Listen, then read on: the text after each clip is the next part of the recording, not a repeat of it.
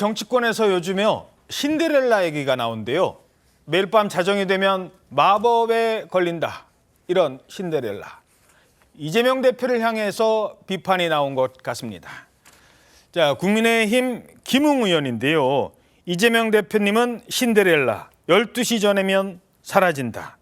자, 김웅 의원이 신데렐라라고 표현을 했네요. 예, 지금 보시는 저 얘기를 하면서 저 뒤에 사진도 지금 김웅 의원이 직접 본인의 SNS에 올린 거거든요. 이 비어있는 이재명 대표의 천막 사진과 함께 저런 멘트를 한 겁니다.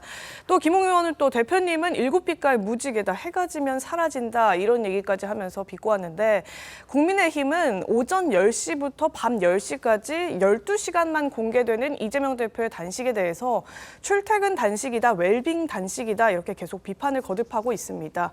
또 밤사이에 그럼 대표실로 초밥이 배달될지도 모를 일이다. 뭐 이런 극렬한 말까지 서슴지 않고 있는데요. 이 민주당은 밖에서 자게 되면 국회 경호관들이 밤을 새야 하는 문제 때문이다. 이렇게 지금 해명을 하고 있습니다. 예. 자, 상황이 이렇다 보니요. 어제 국회의장 김진표 국회의장이 이 농성장을 찾은 것 같습니다. 그러면서 민주당을 향해서 쓴소리를 내뱉었습니다. 들어보시죠.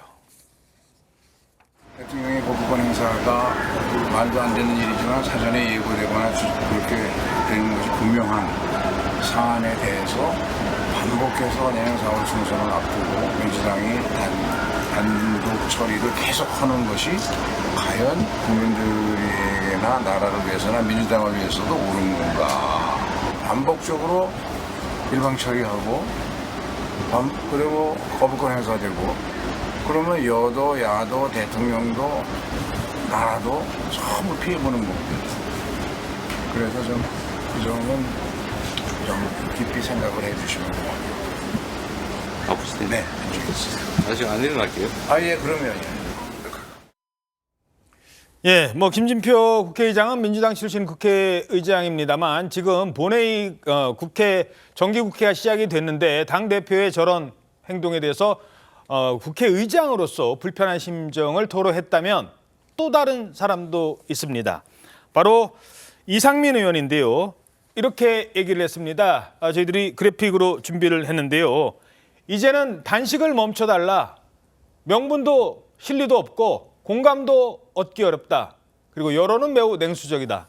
공개적으로 단식 중단을 요구했습니다. 이 상황 어떻게 보십니까? 예, 지금 민주당 의원들과 개인적으로 만나면 이상민 의원처럼 이제 좀 단식에 대한 좀 출구 전략이 필요하다. 이렇게 예. 다들 좀 걱정을 좀 하시는데 사실 또 마땅한 또 출구 전략도 없는 것 같아요. 그래서 뭐 결국 이제 쓰러져야 된다 뭐 이런 이야기도 이제 하는데 어제도 국회에서 밤에 이제 그 민주당이 주최한 어떤 촛불 집회가 있었습니다. 그런데 저도 이제 지나가다 보니까 아우 우리 이재명 대표 말씀이 아주 우렁차시더라고.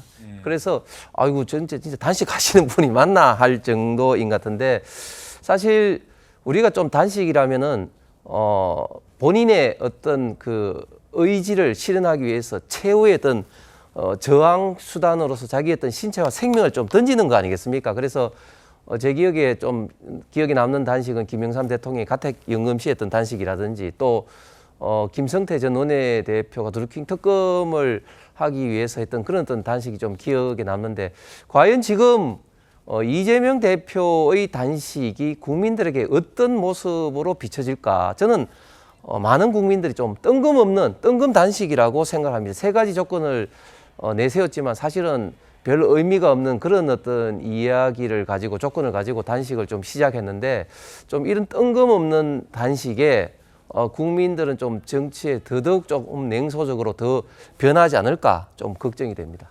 예. 그리고 총동원령이 내려졌지만 예상보다는 적은 인원이 모였다고 합니다. 지금의 단식 상황, 민주당 내에서도 이제 좀 그만하시죠라는 목소리도 나오는 것 같은데 어떻게 보십니까? 일단 뭐 민주당이 한 목소리를 내는 건 아닌데 이런 단식에 대해서 여야가 조금 같이 좀 공조를 해야 되는 측면이 있습니다. 과거에 이제 이런 김영삼 총재의 단식 같은 경우나 아까 예를 들었던 김성태 원내대표의 경우에도 정무수석을 보낸다든가 또 당대표는 가서 방문해서 또 위로하고 건강 걱정하고 염려하면서 이렇게 같이 출구를 찾아야 됩니다. 정치는 이제 선멸해야 될 적이 아니라 같이 국정을 이끌어야 할 파트너이기 때문에 여야가 좀 더 그런 부분에 대화를 복원해서 어떤 방식으로 이 전국 난간을 이제 뚫고 나가야 되는데 지금은 너무 좀 모멸차게 또는 야멸차게 여당은 야당 대표의 이 단식을 또 공격한다든가 이런 식으로 하면 대화를 하지 않겠다는 자세이기 때문에 이런 측면에서 좀 문을 먼저 좀 열어주시고 그러면 야당이 요구하는 야당 대표가 요구하는 부분에서 실현 가능한 것들에 대한 접근 이런 게 가능할 거라고 생각해서 그런 점에 대해서 좀 더 좀 유의를 해줬으면 좋겠다 이런 생각이 듭니다. 예. 자, 하지만 이미 단식은 시작이 됐고 시작된 이상 지금 상황에서 당장 단식을 그만둘 수도 없는 상황. 이러면서 당 내외에서 이런 출구 전략을 제시하는 사람까지 글쎄요. 뭐 진심이 담긴 건지 아니면 그렇게 예상을 하는 건지 모르겠습니다만 이런 출구 전략이 나오고 있습니다. 지금까지의 뭐 YS나 DJ나 뭐 여러 분들 단식할 때 보면 목적이 좀 간명하고 단순했었죠. 근데 이번에는 좀 두루뭉실한 게 사실입니다. 용산에서 알았다 그랬네 받을게 라고 할 만한 것들이 없다는 것도 사실이고요. 그러면 출구가 뭐냐? 그럼 뭐 방법은 하나밖에 없죠. 생명이 위독하겠다고 해가지고 뭐 실려가는 거 외에는 지금 달리 방법이 없지 않나 싶습니다. 제가 전해드린 바로는 하여튼 스스로 중단하는 일이 없을 것이다. 끝까지 가겠다. 이런 결기를 보인 걸로 봐서는 글쎄요. 뭐 본인이 쓰러져야지 끝나지 않을까 싶은데. 쓰러져야 끝난다. 어떻게 보십니까? 그 역대 정치인들의 단식을 봐도요. 끝에는 대개 병원에 실려가는 것으로 끝나는 것이 사실입니다. 더군다나 지금 이재명 대표의 단식은 요 세 가지 요구사항이 있는데 이 세 가지 요구사항이 여권으로서는 황당하기도 하고 도저히 들어줄 수가 없는. 예를 들어서 자 민주주의 훼손에 대해서 지금 윤석열 대통령이 인정하고 사죄하라 그러는데 그걸 어떻게 인정할 수 있겠습니까? 예. 그다음에 일본 오염수 문제 마찬가지죠. 오염수 문제는 과학적으로 전혀 입증되지 않은 주장을 지금 이재명 대표가 하고 있는 건데 그걸 인정할 수가 없는 거죠. 뭐 국정 쇄신 뭐 이런 것도 추상적인 표현이고요. 반면에 먼저 자유한국당 김성태 전 원내대표의 단식 같은 경우는 드루킹 특검을 요구했어요.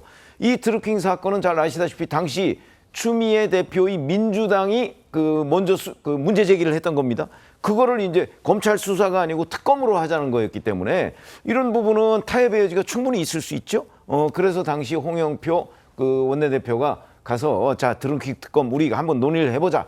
이래서 이제 단식을 결국 풀었는데 지금 이재명 대표의 경우에는 그게 없단 말이죠. 그렇게 들어줄 수 있는 게 아무것도 없어요. 단순 명쾌한 요구사항이 없다. 그런 것들이 없고 지금 뭐 그냥 약간 막연해요. 추상적으로. 인생. 그렇기 때문에 이런 것들은 결국 뭐 윤석열 대통령 정부가 모든 것을 다 사죄하라 잘못했다 이렇게 하라는 얘기인데 그거는 뭐 윤 대통령으로서는 도저히 들어줄 수가 없는 선이기 때문에 그래서 이 출구 전략도 결국은 실려가는 것밖에 없다. 지금 정치인들이 그렇게 뭐 친명이든 비명이든 그렇게 보고 있는 것이라고 저는 판단을 합니다. 예.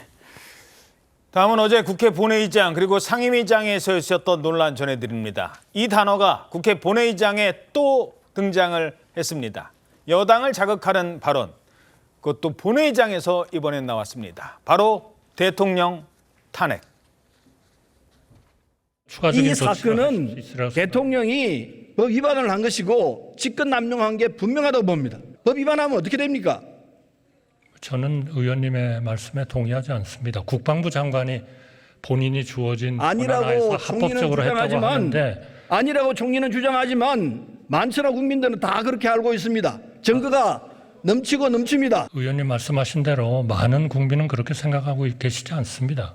탄핵 갈 수 있는 소지가 충분히 있다는 말씀 분명히 드립니다.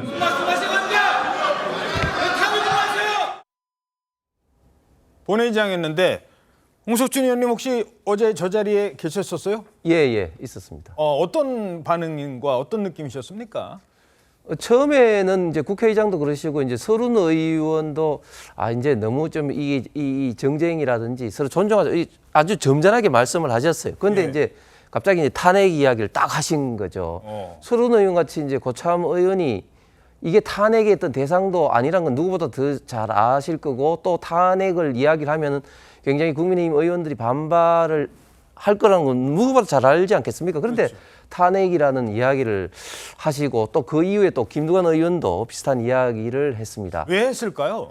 자, 왜 했을까? 저는 이유가 아주 간명하다고 생각합니다. 지금 공천 시기가 다가옵니다. 결국 서른 의원도 이제 공천을 하기 위해서 결국 이제 경선 과정을 치를 가능성이 많은데 지금 이재명 대표를 지지하는 개딸 그룹이라든지 이런 지지 그룹이 당내에 있던 영향력이 대단히 셉니다. 이재명 대표가 당선 갈 때 77점 몇 프로 이제 당선됐는데 그 이후에도 아마 더 그 이재명 대표를 지지하는 그룹들이 당원으로 가입했을 겁니다. 그러면 지역별로 물론 편차라든지 이런 건 있겠지만 이재명 대표 지지 그룹이 전국에서도 굉장히 다 지지 세력이 크면 결국 그 경선을 통과하기 위해서는 서른 의원처럼 비명계 의원들도 이때 좀 그 개딸 그룹에게 조금 이게 눈도장을 좀 받을 그런 필요성이 지금 굉장히 있는 시기가 된 거죠. 그래서 뭐 말씀 중에 죄송한데 누군지는 거론하지 않겠습니다만 서른 의원 지역구에도 친명계 원외 인사가 지금 와 있다 뭐 이런 얘기도 들리긴 합니다. 예, 지금 비명계 현역 의원들 지역에는 친명계 그룹 인사들이 뭐 한두 명이 아니고 뭐 심지어는 뭐 10몇 명 지금 있다고 합니다. 그렇기 때문에 이런 어떤 강한 탄핵과 같은 이런 어떤 발언들이 앞으로 아마 정기국회 때 더 있을 것으로 지금 걱정이 됩니다. 한마디로 주목받기 위해서다라고 말씀을 하셨는데 어떻게 보십니까? 일단 여야가 극단적 그 대결주의 정치가 계속 진행되고 있습니다. 그래서 이제 이런 부분이 조금씩 상호 이제 에스컬레이터가 좀 상승하고 있는데요. 지금 이제 윤석열 대통령은 윤석열 대통령 후보와 싸우고 있다라는 이야기가 있습니다. 대통령 후보 시절에 혼밥은 하지 않겠다. 부하 뒤에 숨지 않겠다. 대통령 책임을 즉각 인지하고 바로 사과하겠다.